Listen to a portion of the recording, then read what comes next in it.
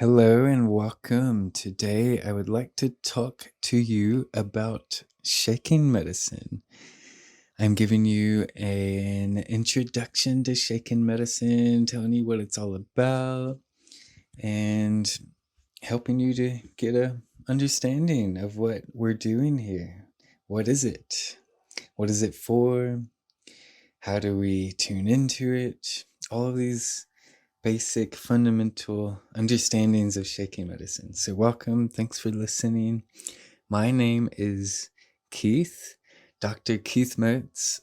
I started this modality that I call shaking medicine. It's a somatic body-based modality for basically obtaining freedom, obtaining vibrant health, letting go of all the things that don't serve us, reaching and maintaining homeostasis, and cultivating our potential. Now, that's a lot. You might be thinking a lot of claims there, and they're all so deeply true and potent because shaking medicine is really good at doing exactly these things. Shaking medicine is a modality I created for helping us tune into something called therapeutic tremoring. Therapeutic tremoring.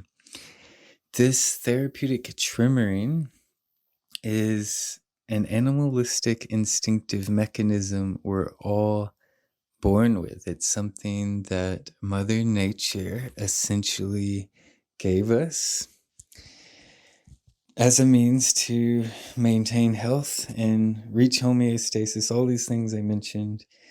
It helps us let go of stress and anxiety, suppressed emotions, aches, pains, tensions, our trauma. And it does this because over millions, even hundreds of millions of years, maybe even billions, this mechanism evolved in the nervous system of animals. It evolved to do exactly what I'm saying, and that's why it's so effective. It's a very potent medicine, this shaking medicine. It's something that is designed for us to do exactly these things. It's our birthright. Basically, in nature, and we are part of nature, we are animals, us humans, we're not separate. We're very unique in our capacity to be human and have a super intelligence in a logical way that many other animals don't really have so much or as much. But we also have all the benefits of being an animal in the sense of these natural mechanisms. And really, shaking medicine aims to reawaken this within you.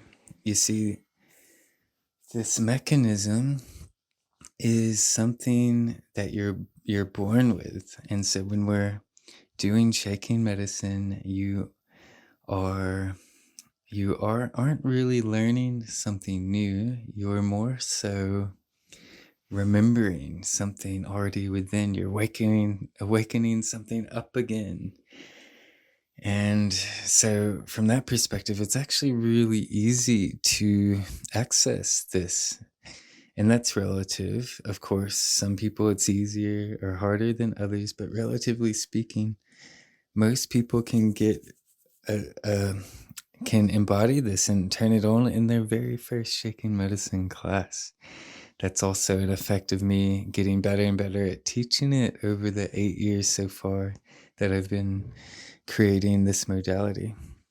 So this modality, shaking medicine, therapeutic tremoring for vibrant health, is something I created. So the modality is a unique way to remember this instinctive mechanism.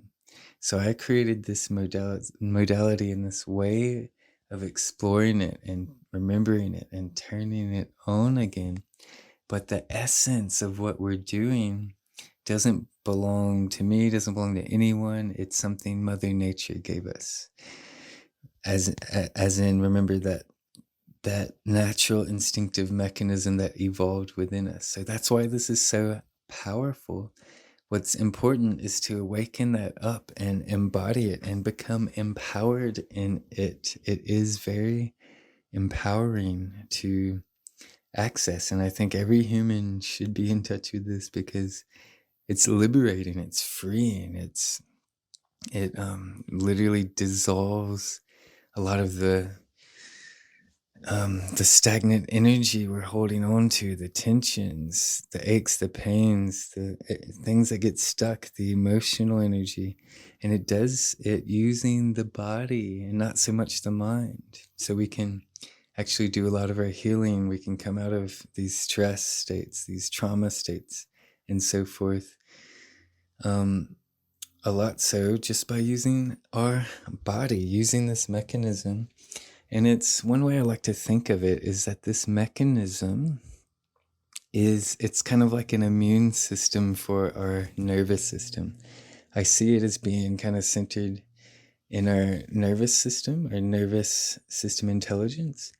And this tremoring mechanism, therapeutic tremoring mechanism, it has a deep intelligence that is centered around our instinctive mind, our gut instinct, if you will, or you can think of it as our animal mind. And what we're doing in this is awakening and strengthening and building a relationship with our animal nature. And when we start to therapeutically tremor, we're basically listening to that deep, innate, primordial intelligence and wisdom of our inner animal to move us how we need to move to heal. That's why it's so powerful. It's not some intellectual process that we try to heal with the mind. It's literally an avenue to get out of the story-making mind and into the body and into the intelligence of something that's really innate. We're born with it. And so that's why it's so powerful, because it's beyond anything that someone made up. Again, I made up the modality in this unique way for rediscovering it and building a relationship with it and exploring it and cultivating oneself with it. And then there's so much to explore. I have so many ideas and teachings out there that could get us from a very beginner place with this to a very advanced state of embodiment with this. And to speak a little bit about what to expect on an embodiment journey now is I kind of see these three main thresholds, at least early thresholds, that we're kind of aiming for in the beginning. And the first one, I call it the beginner's threshold. And so this is usually obtained pretty well within sometimes one class, but I'd say for most people it takes a handful of classes, like maybe 3 to 5 or something like this. And this at this point we can start to turn the therapeutic tremoring on and off easily enough, and we start to build a relationship with it, and we start to understand it deeply from an embodied experience. I can talk about it for days and weeks, and sometimes I do retreats and teacher trainings and stuff where I do go on in depth and detail about it. But really, the most important way to understand it, really the only deep way to understand it, is to jump into a class and start embodying it, start experiencing the therapeutic tremoring, which is a kind of spontaneous shaking within yourself. It's like our nervous system is moving us for us how we need to move, and it's not of a logical mind practice. It's coming out of that. It's really profound to move in this way. Also, what we start to realize in this beginner's level of embodiment is more and more how to trust our intuition and how to be moved, how we need to be moved spontaneously. And to get out of our own way, we learn how to let go of control. We learn how to relax and surrender more. And we start moving deeper into parasympathetic states of relaxation. Often, it's very common that people tell me they've never felt so relaxed in their life, even after one class, because basically how this mechanism works is that the animal in nature that gets chased by the predator or whatever, essentially they go into fight or flight states. They enter these states and then their nervous system gets fired up. They move into sympathetic dominance. But as soon as they get to safety, well, what happens is, they can turn off. And a wild animal, they do turn off and they relax and they start to move into parasympathetic rest and digest. And part of that process is to spontaneously shake, to discharge the heightened energy, the stuck, perhaps trauma energy from that experience, and they discharge it, and they immediately come back to homeostasis. How beautiful is that? Immediately back to homeostasis in rest and digest. So the therapeutic tremoring relaxes us, and then anything that relaxes us helps us to tremor more, and it creates this beautiful feedback loop of supporting us to go deeper and deeper and shed away all of our kind of stuck energy and emotions and traumas until we're in homeostasis. So the beginner's level, we start to experience these things. And then very importantly, I consider this one of the most important parts to keep going, is that just because we now start to have a connection with it doesn't yet mean we're at a place to be able to use this easily in our life, innately, for the rest of our life. And I call this next threshold the intermediate threshold of embodiment. And this threshold is after we're able to have, after we get to this beginner's level of, okay, we can turn it on and off and access it easily enough, but we still, usually still takes a bit of effort to access it. This intermediate threshold is when we get to a point where we can easily and innately, intuitively and effortlessly use this throughout our day-to-day life when we need it, based on just an innate intelligence and an inner understanding. And this threshold is basically, I'd say, about, for most people, around 10 to 20 or so more classes, more embodiment sessions, where it's like, okay, I've done it enough. Like it's really quite easy. I can move it all through my body. I can move it through pretty much all the muscle groups, all the main ones, at least, through the arms, the legs, the hips, the torso, even the neck. And we start even be able to move it through the jaw and maybe the face muscles and eyes, and like really get some deep, profound releases going on everywhere. And we can even, in a way, start to cultivate it and move it more and more internally. But the point of this threshold is we get to the point where it's like, wow, it's second nature again, like it is for an animal, a wild animal. And this leads me to the third major embodiment threshold, which is probably at least a couple or a few years for most of us down the road, where we reach complete animalistic homeostasis. In other words, all the heavy stuff we've accumulated over a lifetime of not discharging these things are now pretty much discharged. Like maybe we still have some cobwebs to dust off or whatever, but more or less we're like really starting to get to that point of like, wow, I'm like that wild animal again. I've learned from all my mistakes. I've gone through post-traumatic growth if I've been processing trauma. And so I'm wise and intelligent, but In that animalistic state, I am grounded, I am present, I am free, I'm spontaneous, I'm joyful, I'm playful, I'm happy, and all these beautiful qualities that basically little kids basically are that. So study little kids and wild animals and know that you can be like that too. You can be free. You can be in homeostasis. And this I see as a very beautiful and, relatively speaking, easy way to get there. And I'd say for most people, and not necessarily everyone, but this homeostasis state is a really beautiful place to strive for. And some of us it might take less time than that or more, depending on our life experiences and how much we've accumulated. But get to that, aim for that intermediate threshold. Take it one step at a time. Go for that beginner's level and continue if it feels good.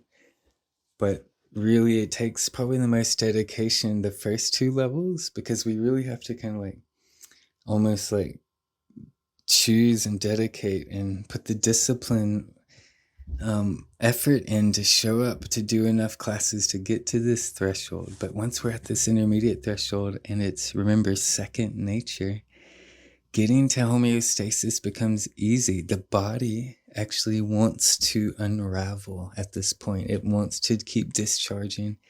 And it's like you build this beautiful momentum that you can use this throughout your life, throughout your yoga practice, throughout your meditation, before bed, even when washing the dishes or going on a walk, or when you wake up in the morning, whenever it is, or maybe you take a little nap or a rest in the middle of the day, and your body will just tell you, yeah, wow, there's a tension or an energy that wants to move, and it'll just start shaking. Of course, you're empowered to choose, oh, am I in a place that I want to allow this or not allow this at the moment? So it's not like it takes over you or something.